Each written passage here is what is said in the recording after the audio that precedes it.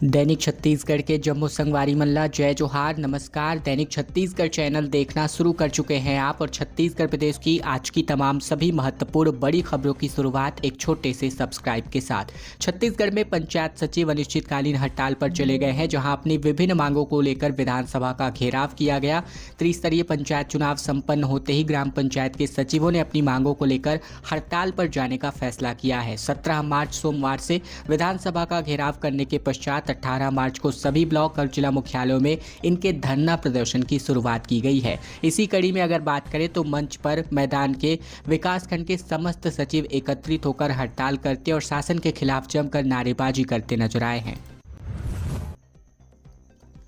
बिलासपुर में 75 बेड का critical care hospital बनने जा रहा है। 36 करोड़ 35 लाख रुपए की लागत से 5 मंजिला अस्पताल का निर्माण होने वाला है। बिलासपुर में जिला अस्पताल के पास पुराने बस स्टैंड की जगह पर 75 बेड का क्रिटिकल केयर हॉस्पिटल बनने वाला है। इस परियोजना में केंद्र सरकार 60%, जबकि राज्य सरकार 40% का योगदान करने वाली है।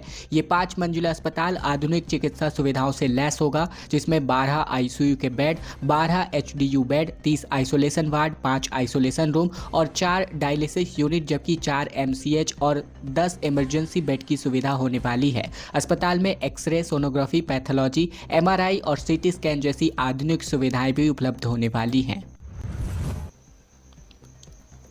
खबर दुर्ग से आ रही है, जहां धान संग्रहण केंद्र में मिलावट का दौर देखने को मिला। जहां दुर्ग में 7 ट्रक धान में 3 ट्रक मिट्टी मिलाई गई, फिर एफसीआई और मिलों तक ये धान पहुंचाया जा रहा है। छत्तीसगढ़ के दुर्ग जिले के कोड़िया धान संग्रहण केंद्र में एक अनोखा घोटाला उजागर हुआ है, जहां 7 ट्रक धान में 3 ट्रक मिट्टी मिलाकर उसे 10 ट्रक बनाकर एफसीआई और फिर धान मिल में भेजा जा रहा है। जब संग्रहण केंद्र के अधिकारियों से इसके बारे में पूछा गया तो उन्होंने कहा कि मिट्टी पौधे लगाने के लिए मंगाई गई है, लेकिन वहां एक भी पौधा दिखाई नहीं दिया। ये पूरा मामला धमधा ब्लॉक के कोड़िया गांव का है, जहां एक बड़ा धान खरीदी केंद्र है। इस केंद्र का प्रभारी कन्नौजे है, जबकि डीएमओ भौमिक बघेल है। जब जांच के लिए टीम वहां पहुंची तो देखा गया कि धान को बोरों में भरने के बजाय खाली जगह पर पलटकर उसका ढेर लगा दिया गया है।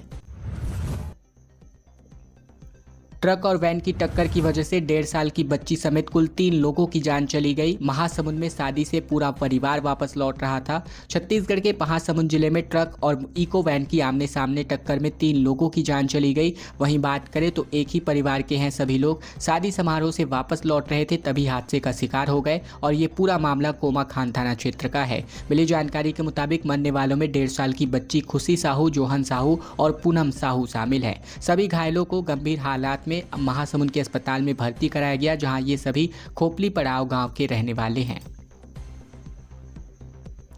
सरकार बनने के 14 माह बाद प्रधानमंत्री नरेंद्र मोदी छत्तीसगढ़ के दौरे पर आ रहे हैं। डिप्टी सीएम साहब ने तैयारियों का जायजा लिया और कहा कि प्रदेश को कई बड़ी सौगातें मिलने वाली है। छत्तीसगढ़ में प्रधानमंत्री नरेंद्र मोदी 30 मार्च को पहुंच रहे हैं, जहां बिलासपुर के बिल्हा के मोहभट्टा में पीएम का कार्यक्रम प्रस्तावित है।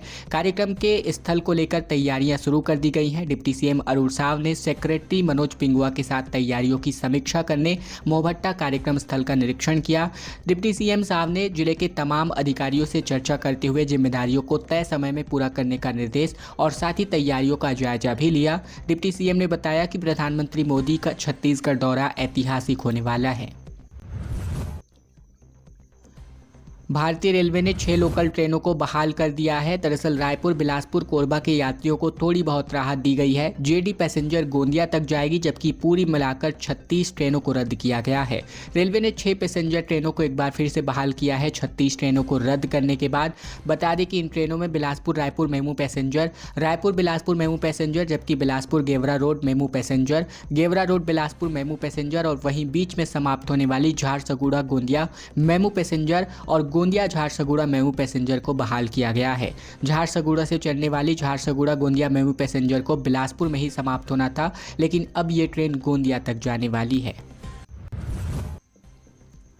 छत्तीसगढ़ में एक अनोखा देखने को मिला कारनामा, जहां एक साथ 4 बच्चे का जन्म हुआ है। इनमें से 3 बेटियां हैं और एक बेटा है। दुनिया में अब तक सबसे ज़्यादा 11 बच्चे पैदा करने का रिकॉर्ड है। दरअसल छत्तीसगढ़ के धमतरी जिले में पहली बार ऐसा वाकया देखने को मिला, जहां एक साथ एक महिला ने 4 बच्चों को जन्म दिया है। इनमें 3 बेटियां और एक बेटा शामिल है। इससे पहले महिला का 2 बार गर्भपात भी हो चुका था, लेकिन 4 साल बाद घर में खुशियां 4 गुना बढ़ चुकी हैं। चारों बच्चों का जन्म धमतरी के एक नेशनल नर्सिंग होम में हुआ, जो समय से पहले यानी 7वें महीने में ऑपरेशन से पैदा हुए हैं। चारों बच्चों को आईसीयू में रखा गया है। वहीं 16 मार्च को पैदा हुए पहले नंबर की बच्ची तकरीबन 1.5 किलो, दूसरे नंबर की बच्ची 1.3 किलो, तीसरी 1.1 किलो और चौथे बच्चे का वजन 900 ग्राम बताया जा रहा है। 21 तारीख को भाजपा की बैठक आयोजित होने वाली है, जिसमें सीएम साय और नितिन नवीन समेत कई बड़े नेता मौजूद रहेंगे। छत्तीसगढ़ की राजधानी रायपुर में 21 मार्च को बीजेपी की एक बड़ी बैठक होने वाली है। बैठक में भाजपा के प्रदेश अध्यक्ष किरण सिंहदेव द्वारा पार्टी की एक आवश्यक बैठक कुशाभाऊ ठाकरे परिसर में आयोजित करी गई है। प्रदेश कार्यालय में दोपहर 2 बजे से इस बैठक का आयोजन होगा। इस बैठक में मुख्य रूप से सीएम विष्णुदेव साय और भाजपा प्रदेश प्रभारी नितिन नवीन उपस्थित होंगे। भाजपा प्रदेश महामंत्री जगदीश रामू रोहरा ने यह जानकारी देते बताया कि बैठक में प्रदेश कार्य समिति के सदस्य के समान तमाम बड़े नेता यहां मौजूद रहने वाले हैं। छत्तीसगढ़ हाईकोर्ट ने एक बड़ा फैसला किया है। संविदा और दैनिक वेतनभोगी कर्मचारियों को 4 माह के भीतर नियमित करने का आदेश पारित किया है। नियमितीकरण की मांग को लेकर दायर किए गए याचिका पर छत्तीसगढ़ हाईकोर्ट में सुनवाई हुई। मामले में जस्टिस AK प्रसाद ने याचिकाकर्ताओं को 4 महीने के भीतर नियमित करने का आदेश जारी किया है। कोर्ट ने कहा कि याचिकाकर्ताओं को नौकरी करते समय 1 दशक से भी ज़्यादा का समय बीत चुका है, लिहाजा उन्हें पर्याप्त अनुभव है। जिस पद पर काम कर रहे हैं उन्हीं पद पर उनको नियमित किया जाए। याचिकाकर्ता नीलिमा यादव, रश्मि नागपाल और 40 अन्य कर्मचारियों ने नियमितीकरण की मांग को लेकर हाईकोर्ट के समक्ष अपने अधिवक्ता दीपाली पांडे के जरिए याचिका लगाई गई थी। छत्तीसगढ़ के धमतरी में करंट से 2 भाई समेत कुल 3 लोगों की जान चली गई। बलौदा बाजार में भी 11 केवी लाइन की चपेट में आए हैं। छत्तीसगढ़ के बलौदा बाजार और धमतरी में बुधवार को करंट लगने से तकरीबन 3 लोगों की जान चली गई। बता दें कि बलौदा बाजार में 2 सगे भाई समेत 11 केवी बिजली लाइन की चपेट में आ गए, जबकि धमतरी में लाइनमैन की करंट लगने की वजह से तड़प तड़प करके जान चली गई।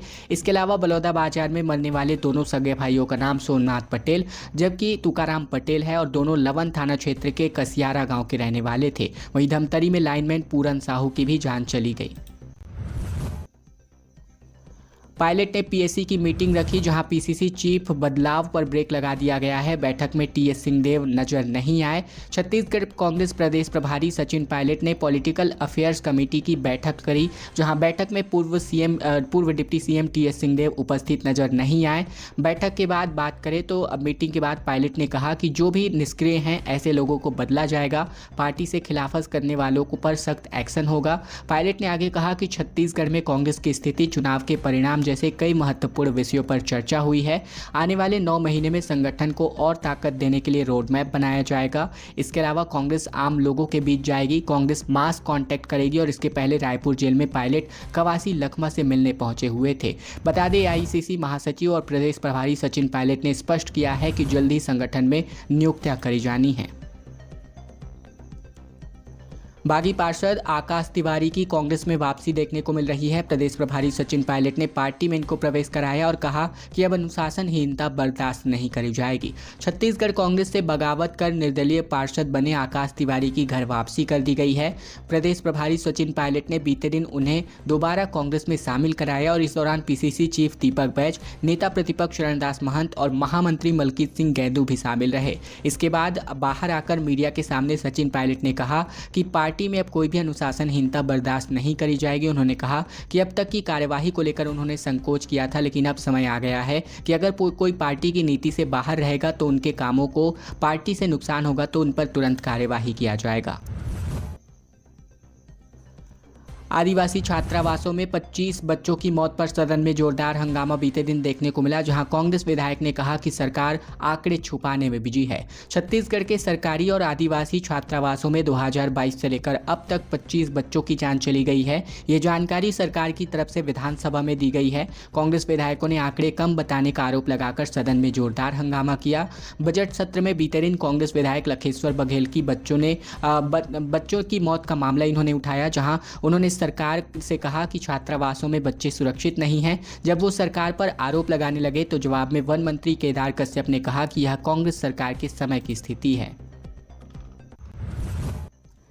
रंग पंचमी पर कुमारी कन्याओं ने लठ बरसाए। जांजगीर के पंतोरा गांव में बांस की छड़ी से लोगों को आशीर्वाद दिया गया। छत्तीसगढ़ के जांजगीर चांपा जिले के पंतोरा गांव में रंग पंचमी पर अनूठी प्रथा का आयोजन किया गया। लठमार होली का आयोजन हुआ, जिस परंपरा में कुमारी कन्याएं मां भवानी मंदिर में बांस की छड़ी की पूजा करती हैं। यहाँ के लोगों का मानना है कि इस तरह से होली खेलने से उन्हें कोई बीमारी नहीं होती है। जिले के पंतोरा गाँव में यह परंपरा पिछले 300 सालों से चली आ रही है। होली के 5वें दिन रंग पंचमी पर स्थानीय लोग लठमार होली खेलते हैं।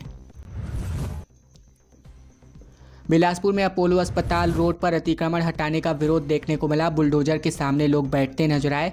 छत्तीसगढ़ के बिलासपुर के अपोलो अस्पताल रोड पर अतिक्रमण हटाने की कार्यवाही के दौरान विवाद की स्थिति निर्मित हो गई। नगर निगम की टीम को लगातार दूसरे दिन भी स्थानीय लोगों के विरोध का सामना करना पड़ा। इस दौरान पुलिस और लोगों के बीच हल्की झूमाझटकी भी हो गई। बता दें कि वसंत विहार चौक से मानसी गेस्ट हाउस तक 80 फुट चौड़ी सड़क के दोनों ओर 20-20 फुट जमीन पर तकरीबन 250 अवैध निर्माण कर रखा गया है और इसी कारण ये पूरी सड़क सक्रिय हो गई है, जिसकी वजह से नगर निगम ने जब मंगलवार को अतिक्रमण हटाने की कार्यवाही शुरू करी तो स्थानीय लोगों ने जमकर इसका विरोध प्रदर्शन किया। हालात बिगड़ गए जब शाम को 4 बजे बुलडोजर के सामने बैठकर लोगों ने पूरा काम रुकवा दिया।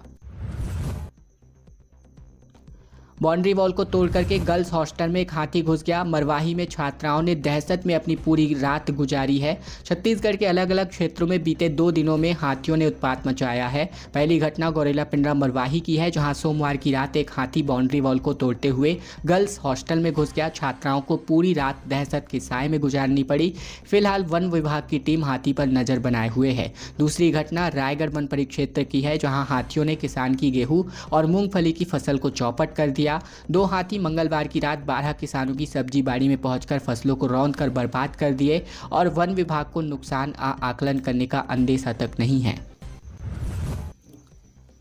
कार गैराज में आग लगने की वजह से 6 कारें जल करके खाक हो गई। दमकल की 2 वाहनों ने हालांकि आग पर काबू पाया। दुर्ग जिले के भिलाई नगर थाना इलाके में सेक्टर 10 बी मार्केट स्थित एक कार गैराज में भीषण आग लग गई, जिससे बाहर खड़ी तकरीबन 6 कार पूरी तरह जलकर खाक हो गई। फायर ब्रिगेड की टीम ने आग पर काबू पा लिया है और पुलिस अब इस मामले की जाँच कर रही है। बताया जा रहा है कि कार गैराज एजाज अहमद का है, जो 18 और 19 मार्च की रात गैराज बंद करके घर चला गया था। गैरेज के बाहर बनने के लिए आई तकरीबन कारें खड़ी हुई थी। उन्हीं में से एक कार में आग लग गई और फिर धीरे धीरे आग ने 6 कारों को अपनी चपेट में ले लिया।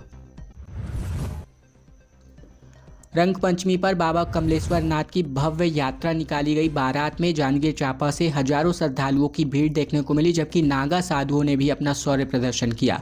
छत्तीसगढ़ के जांजगीर चांपा जिले के प्रसिद्ध धार्मिक स्थल पीतमपुर में रंग पंचमी के अवसर पर बाबा कमलेश्वर नाथ की भव्य बारात निकाली गई और साथ ही चांदी की पालकी में विराजमान बाबा कमलेश्वर नाथ की पंचमुखी स्वरूप ने भक्तों को बीच पधारे।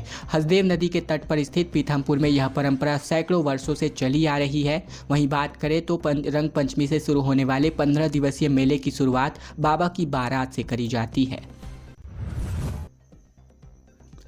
छत्तीसगढ़ में ललित जयसिंह अब चैम्बर चुनाव नहीं लड़ेंगे। बता दें, चैम्बर कॉमर्स चुनाव को लेकर के अब चैम्बर कॉमर्स में चुनावी माहौल लगातार गर्मता जा रहा है। इसी कड़ी में नामांकन फॉर्म लेने की घंटे पहले प्रदेश अध्यक्ष का चुनाव के लिए नामांकन फॉर्म खरीदने वाले ललित जयसिंह ने अपना समर्थन संयुक्त पैनल के प्रत्याशी सतीश थैरानी को अपना समर्थन दे दिया।